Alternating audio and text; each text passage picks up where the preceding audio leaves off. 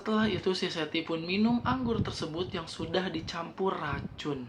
Ia dibunuh dengan sebuah kapak dan tubuhnya dipotong menjadi 9 bagian. Hai guys, assalamualaikum warahmatullahi wabarakatuh. Terima kasih udah klik video ini dan selamat datang kembali di channel yang akan memberikan informasi-informasi dan kisah-kisah menarik. Oke guys, jadi pada kesempatan kali ini saya akan menceritakan sebuah kasus kriminal, yaitu sebuah kasus pembunuhan yang dilakukan oleh seorang ibu rumah tangga, yang menurut aku ini adalah sebuah kasus pembunuhan yang sangat keji, menyeramkan, dan juga sekaligus menjijikan guys. Kenapa menjijikan? Karena korban dari pembunuhan tersebut, darahnya itu dijadikan salah satu bahan baku untuk membuat kue dan juga sabun guys. Oke guys, bagaimana cerita selengkapnya? Ini dia.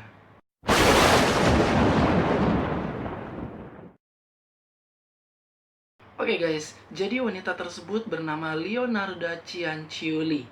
Ia lahir pada tanggal 18 April 1894 di Montella, Italia. Cianciulli ini adalah anak yang lahir dari hasil pemerkosaan. Dan ibunya yang bernama Emilia Dinolfi dipaksa untuk menikahi pemerkosanya yang bernama Mario Cianciulli setelah berita kehamilannya ini tersebar di masyarakat. Dan Cianciulli ini dilahirkan dari keluarga yang sangat miskin. Dan pada awal abad ke-20, ia harus kehilangan ayahnya yang meninggal dunia. Dan tak lama kemudian, ibunya ini menikah lagi dengan orang lain dengan alasan agar kehidupan perekonomian mereka meningkat. Namun, kondisi tersebut tidak membuat keuangannya membaik. Dan dengan keadaan tersebut, Cianciulli ini kerap disiksa oleh ibunya dan sempat mau melakukan bunuh diri sebanyak 2 kali. Singkat cerita, di saat ia sudah meranjak dewasa, ibunya ini menjodohkan ia dengan laki-laki yang kaya. Namun, si Leonarda Cianciulli ini memilih untuk menikah dengan pria yang ia pilih sendiri. Laki-laki tersebut bernama Raffaele Pansardi dan dia adalah seorang petugas pencatatan kantoran yang gajinya ini tidak seberapa. Dan dia juga umurnya jauh lebih tua daripada si Leonarda Cianciulli ini. Karena tidak mau mengikuti ibunya yang menjodohkan ia dengan laki-laki kaya, akhirnya si Leonarda Cianciulli ini menganggap bahwa ibunya itu sudah mengutuk pernikahannya dengan laki-laki yang ia pilih karena ia merasa bahwa setelah menikah dengan laki-laki pilihannya banyak banget cobaan yang harus dia hadapi. Kemudian pada tahun 1921, Cianciulli dan suaminya ini pindah ke kota Lauria dengan harapan di kota tersebut mereka bisa mendapatkan perekonomian yang lebih baik. Karena sejak awal mereka ini sudah mengalami kesulitan keuangan, apalagi Pansardi atau suaminya ini gajinya tidak banyak. Karena hanya seorang pegawai pencatatan di sebuah kantor biasa. Dan untuk memenuhi kebutuhan hidupnya, Cianciulli juga ikut bekerja pada tahun 1927. Namun, ia sempat ditangkap oleh polisi karena sebuah kasus penipuan dan harus masuk ke penjara. Dan setelah bebas dari penjara, Leonarda Cianciulli dan suaminya ini pindah lagi ke sebuah kota yang bernama Lacedonia di provinsi Avellino, Italia.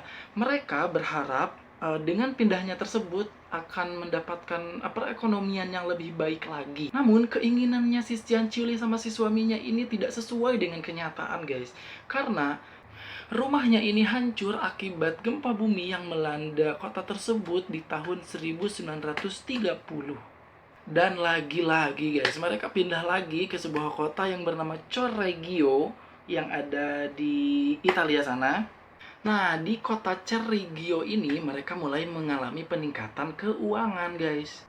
Dan Cianciulli memulai membuka sebuah toko sabun. Dan Cianciulli ini selama bertahun-tahun menikah dengan Pansardi ini sudah mengalami 17 kali kehamilan guys. Yang dimana 3 diantaranya keguguran dan 10 anak yang lainnya itu meninggal di usia mereka yang masih muda. Berarti sisanya ini tinggal 4 anak lagi ya kan guys. Nah, dan hal inilah yang menyebabkan ia sangat protektif kepada 4 orang anaknya. Dan si Cianciulli ini juga sangat mempercayai yang namanya tahayul seperti perdukunan, terus juga astrologi, dan juga ramalan serta pembacaan garis tangan. Sebelum menikah nih, si Leonarda Cianciulli ini sempat mendatangi sebuah peramal, dan peramal ini mengatakan bahwa nanti ketika kamu akan menikah, anak-anak kamu akan meninggal di usia yang sangat muda. Dan itu ternyata karena kebetulan aja kali ya, dan memang benar terjadi gitu, dia mengalami hal tersebut. Dia juga sempat mendatangi seorang peramal pembaca garis tangan, dan peramal tersebut mengatakan bahwa di tangan kanannya ini ada sebuah penjara dan di tangan kirinya ada sebuah rumah sakit jiwa.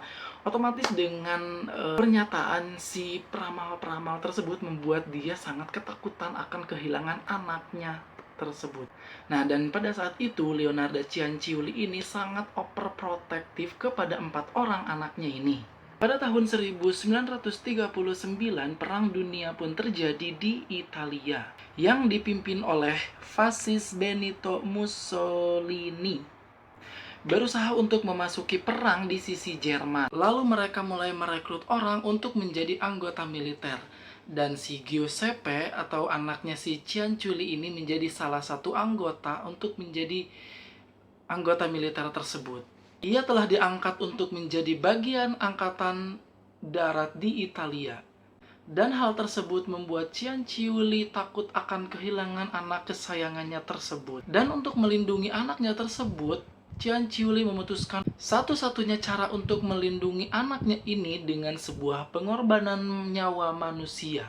Dan menurut kabar, Cianciulli ini sudah membunuh setidaknya 3 orang wanita tua. Dan korban pertamanya ini bernama Faustina Setti, dan si Faustina Setti ini adalah salah satu klien si Cianciulli tersebut.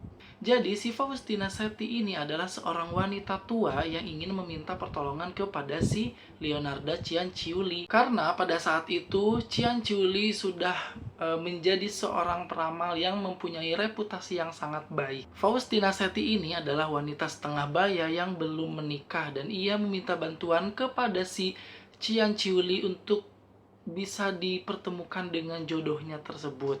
Dan pada saat itu, si Cianciulli mengatakan kepada si Setti bahwa akan ada laki-laki yang menjadi pria idaman si Setti ini yang akan menjadi suaminya kelak. Dan akan tetapi, si suaminya ini atau calon suaminya ini tidak berada di daerahnya, melainkan dia ada di sebuah kota atau negara yang bernama Pola. Kalau di zaman sekarang, nama negara tersebut adalah Kroasia Baru. Tetapi si Cianciulli menyuruhnya untuk tidak memberitahu siapapun tentang hal ini. Dan si Setti juga disuruh untuk menulis surat bahwa ia sudah sampai dengan selamat di kota Pola tersebut.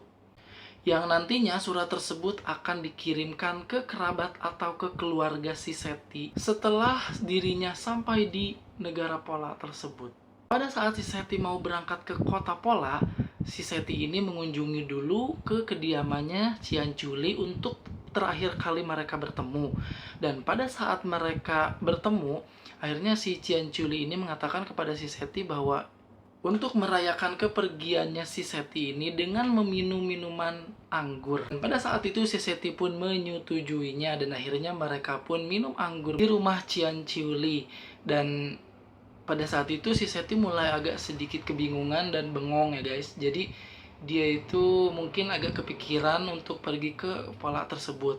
Tapi si Cianciulli di sini menegaskan kembali bahwa emang nanti di sana dia akan menemukan jodohnya. Dan setelah itu si Setti pun minum anggur tersebut yang sudah dicampur racun. Akhirnya si Setti pun pingsan, dan setelah itu si Cianciulli membawanya ke sebuah ruangan, dan akhirnya ia dibunuh dengan sebuah kapak, dan darahnya ini ditampung ke sebuah baskom, dan tubuhnya dipotong menjadi 9 bagian. Setelah itu, potongan tubuhnya ini dimasukkan ke sebuah panci dan ditambahkannya lah 7 kilo kaustik. Jadi kaustik ini adalah sebuah bahan kimia yang bisa meleburkan daging. Diaduknya lah daging tersebut yang sudah dicampur dengan 7 kilo kaustik tersebut. Setelah benar-benar diaduk dan menjadi bubur yang sangat hitam, ia langsung membuangnya ke sebuah spiteng terdekat. Lalu darah yang ia tampung ia biarkan sampai mengental. Dan setelah darahnya tersebut mengental sampai menjadi seperti coklat batangan, ia akhirnya memasukkan darah tersebut ke sebuah baskom dan dicampur dengan gula, terigu, susu, dan juga bahan-bahan kue yang lainnya. Dan akhirnya dijadikannya lah kue tersebut. Dan setelah kue tersebut jadi, ia bagikan ke tetangga-tetangga, lalu juga ia makan sendiri dan juga dimakan oleh anaknya si Giuseppe. Dan menurut beberapa sumber bahwa si Seti ini sudah memberikan uang kepada si Cianciulli sebagai layanan konsultasinya. Sudah membayar, dibunuh pula, dijadiin kue juga. Dan korban kedua bernama Francesca Soavi dan ia meminta bantuan kepada si Cianciulli untuk dicarikan sebuah pekerjaan. Dan Cianciulli memberitahunya bahwa ada pekerjaan di sebuah sekolah perempuan dan anak di Piacenza yang saat ini adalah Italia Utara. Sama seperti korban pertamanya, ia juga menyuruh si Sophie untuk tidak memberitahu siapapun tentang kepergiannya dan dia juga disuruh menulis surat kepada keluarganya bahwa ia sudah berada di kota tersebut dengan selamat. Sama halnya dengan Seti, si Sophie juga melakukan sebuah perpisahan dengan si Cianciulli di rumahnya, dan setelah itu ia minum anggur yang sudah dicampur dengan racun dan ia juga pingsan lalu kemudian dibunuh dengan kapak dan ia juga darahnya dijadikan kue. Pembunuhan tersebut dikatakan terjadi pada tanggal 5 September 1940. Dan korban ketiga yang bernama Virginia Cacioppo. Dan Virginia Cacioppo ini juga meminta pertolongan kepada si Cianciulli untuk dicarikannya sebuah pekerjaan. Cianciulli pun memberitahunya bahwa ada sebuah pekerjaan di Florence menjadi seorang sekretaris untuk seorang impresario. Sama halnya dengan korban pertama dan kedua, si Cacioppo ini juga untuk tidak memberitahukan kepada siapapun tentang kepergiannya itu, lalu kemudian juga ia disuruh membuat surat dan yang lainnya. Dan setelah itu ia juga mengadakan pertemuan terakhir dengan si Cianciulli dan si Cianciulli pun menyuguhkan anggur yang sudah dicampur racun dan akhirnya si Cacioppo ini juga pingsan. Lalu kemudian dibunuhnya dan darahnya ditampung lagi. Akan tetapi korban yang ketiga ini si Cianciulli memilih untuk tidak menjadikannya kue, namun Cianciulli menjadikannya sebuah sabun. Karena menurut dia si Cacioppo ini mempunyai kulit yang cukup lumayan bagus dan akhirnya ia memutuskan untuk membuat sabun dibandingkan membuat kue. Dan di kasus yang ketiga ini, pembunuhannya mulai terungkap setelah saudara ipar Cacioppo curiga atas kehilangan Cacioppo secara tiba-tiba. Lalu, dia melaporkan kejadian ini kepada pihak yang berwenang. Setelah mengetahui bahwa Cacioppo terakhir kali memasuki rumah Cianciulli. Atas laporan tersebut, polisi pun langsung menangkap Cianciulli. Pada awalnya, ia bersikeras membantah telah membunuh siapapun.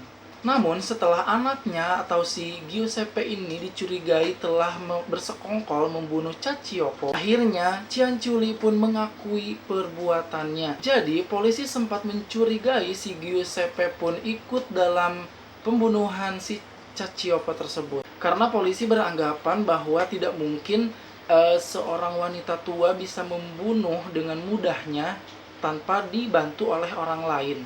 Dan setelah Cianciulli mengakui perbuatannya tersebut, pengadilan pun menyatakan bahwa si Cianciulli ini bersalah dan divonis 30 tahun penjara. Dan tidak hanya itu, Cianciulli pun diperintahkan untuk menghabiskan 3 tahun usianya di rumah sakit jiwa.